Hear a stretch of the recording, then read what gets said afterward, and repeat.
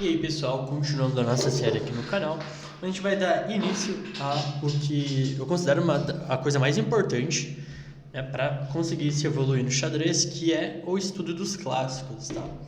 Então, o que seria o estudo dos clássicos? Seria o estudo das partidas de grandes jogadores do passado, para a gente tentar entender onde eles erraram e onde eles acertaram, para a gente acabar não cometendo os mesmos erros, né, que eles cometeram, tá? Tem até um ditado famoso que fala que um povo que não conhece a sua história está fadado a repeti-la, né? Então, se a gente não estuda os jogos desses jogadores fortes, né, do passado, a gente está fadado a cometer os erros que ele e os seus adversários também cometiam. Tá? Então, eu vou dividir essa parte de estudo dos clássicos, é só uma pequena introdução. Tá? Então, na parte de abertura, a gente vai ver a abertura de cada... em qual abertura cada campeão mundial, tá? Eu vou fazer só sobre os campeões mundiais, a gente vai falando um pouquinho sobre outros jogadores, né? Em qual abertura cada campeão mundial se destacou e desenvolveu bastante ideias e tal, tá?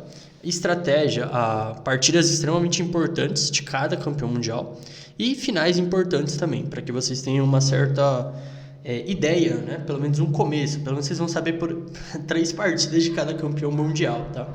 Claro que é só uma introdução, né? Não tem como eu falar tudo sobre cada campeão mundial aqui, né? Mas eu acho que, por exemplo, essas 3 partidas vocês já vão ter uma base, e aí vocês podem ir atrás de mais partidas de cada campeão mundial e jogadores fortes do passado, tá?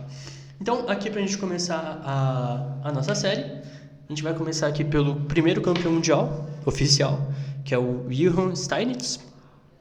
Então, qual seria a abertura, né, que ele acabou desenvolvendo e criou várias ideias, né?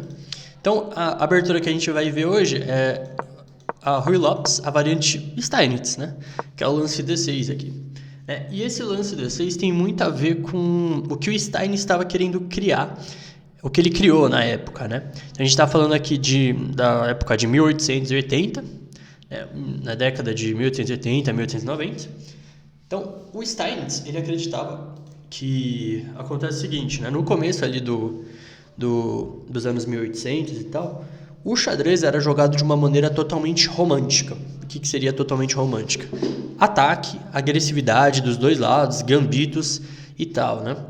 E aí começou a vir essas ideias, o Steinitz começou a criar essas ideias de jogo posicional, né?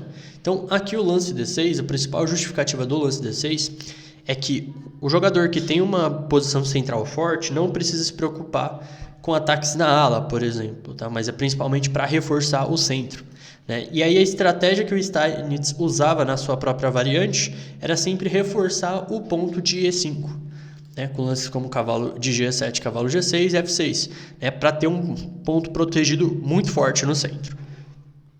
Certo? Então, a partida que eu vou mostrar hoje é uma partida do Chigorin contra o Steinitz, no primeiro não, mas num match de campeonato mundial, em 1892, tá? Então vamos ver como o próprio Steinitz jogava a sua própria defesa, né? Então aqui siga o cavalo C3, bispo D7 para quebrar a cravada, D4 e agora cavalo de G, E7. Então a ideia das pretas aqui é levar o cavalo para G6, igual eu tinha comentado, para fortalecer o ponto de E5, tá? O preto também pode jogar ideias como G6 e bispo G7, né, com a mesma ideia de apoiar o ponto de E5. Veio o bispo G5, do Chigorin, né, para tentar atrasar um pouco o desenvolvimento das pretas. F6.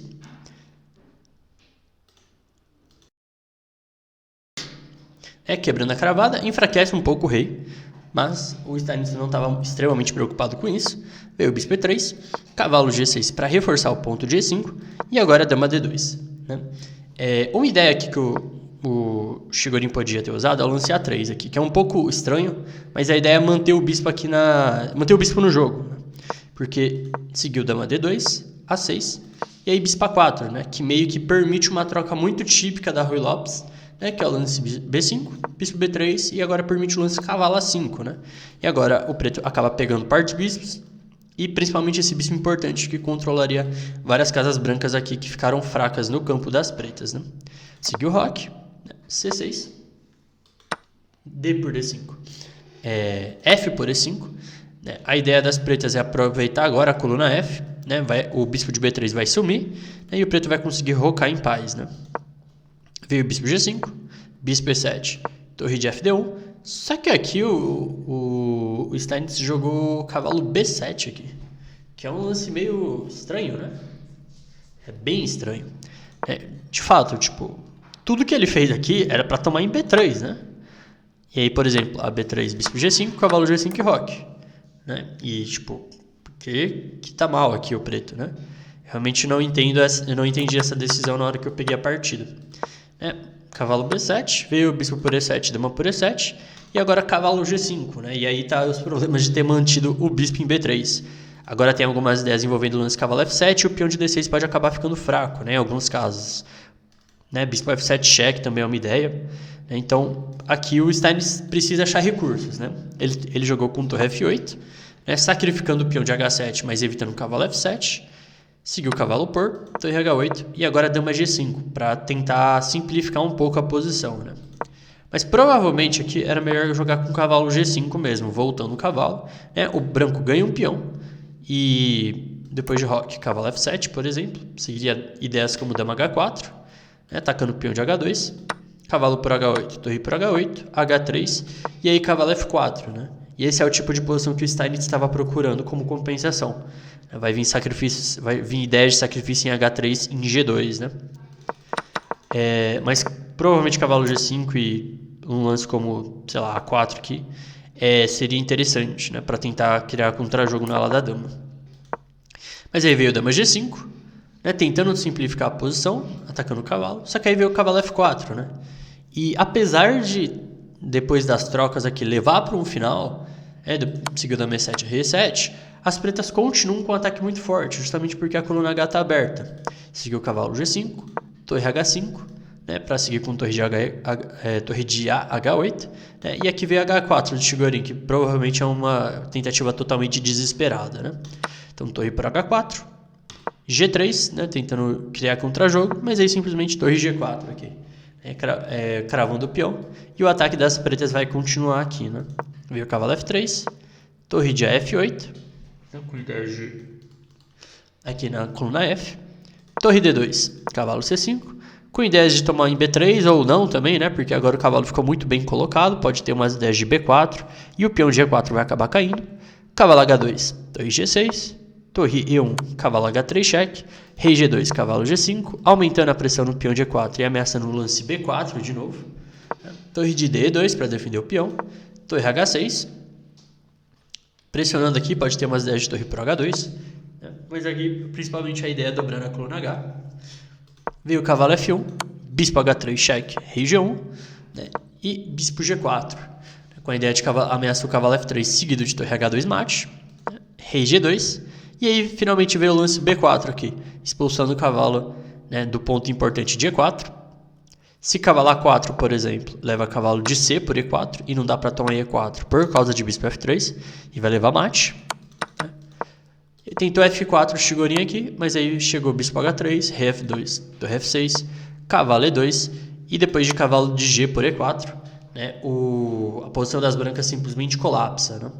Veio rei G1, bispo por, né, e agora é aquela famosíssima questão de técnica, né? O preto tem material a mais, né, e é bem tranquilo aqui de converter. Ele usa as peças restantes para atacar, né, e o rei das brancas sempre está com problemas ali, acabou perdendo mais material. Tá? Então, a gente dá início a essa série.